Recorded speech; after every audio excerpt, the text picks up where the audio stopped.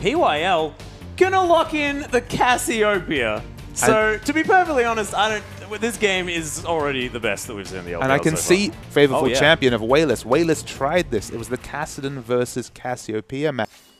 Oh, and they're moving down. Imp's very far forward. There's the flash, but a brilliant spell shield. The wallop is going to lock down Imp, and there's the boulder toss. The immediate teleport in response, and there's the heal. Imp looks like he might get away, and the teleport has come in. Acorn turns it around. Love CD falls down for first blood, and Ruo, they're trying to escape Looper as well. Wonderful teleport rotation coming out from Acorn right there. I'll raise at LGD. We see Candy going so aggressively in the top lane. What does LGD look like when they're behind? Yeah, and Dade coming through here. PYL being forced to use that flash. Dade using the Living Shadow to get over the edge. You're going to get Chilling Smited for his trouble as the Shuriken does go wide.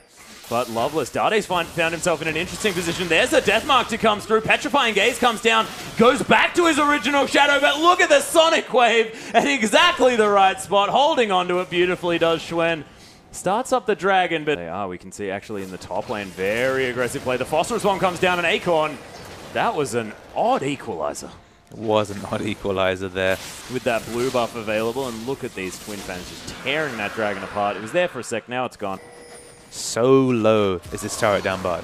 Yeah, and that's actually going to be on the hunt popped here as Imp's very low on mana. It's very slow-moving auto attackers. Here's the equalizer as well. The roam from Acorn to come down does get himself a heal for his trouble, but Wayless is around the side as well. Everyone collapsing on this bottom side. Dade may be caught out just a little bit, but it's going to be Wayless who gets a Petrifying Gaze. Ruo takes a lot of damage, but Dade finally finishes him off as the Flame Spitter's burning him down. Ruo's going to die at the same time. It's a decent stun to come through as Candy's going to pick up Acorn, and Xuen now going to get rocketed to the faces. Imp and PYL just going to run away. A 3-for-2 in a 4v5 was excellent play and might not be over yet. Yeah, Dade taking a lot of damage from Imp. Oh my goodness, and the solo kill at about similar health regions. Beautifully done, and Imp with the spell shield fingers. Gonna follow LGD around this map. Really, really just wants to have a chat to them about something important. As M3, they're gonna go in. It's a beautiful Howling Gale to stop Ruo's engage. The flash tibbers onto Imp and Wayless. That's the two carries, but he just dies instantly. Acorn with a double kill out of nowhere. And PYL, oh, that house almost hitting him. And Candy coming in for the cleanup. You can see so many low health bars as Imp picks up Dade in the backside. Boomerang Blade to come through. Candy and Looper trying to get out of this one. Sonic Wave only just misses here. The Dragon did go down in amongst that, though, and it went to LGD. Build paths here. It is very slow to push, and of course, it's going to be instant push coming out from Dade's Ruo. Ooh, misses the flag and drag here. As there's the Sonic Wave Resonating Strike. Oh, the kick, the follow afterwards, but Xuen, slight miscalculation on that one and pays for it after using the Summoner spell. The Edge now and the Trinity Force, and you have to think that if he can get here in time, which doesn't look like he can as Looper comes in, doesn't have Mega Gnar form available, takes a lot of damage. There's an equalizer in a beautiful spot. Looper, is he going to be able to turn large in time? He is by the looks of things. They're trying to turn around Acorn with a wonderful golden flamethrower impression.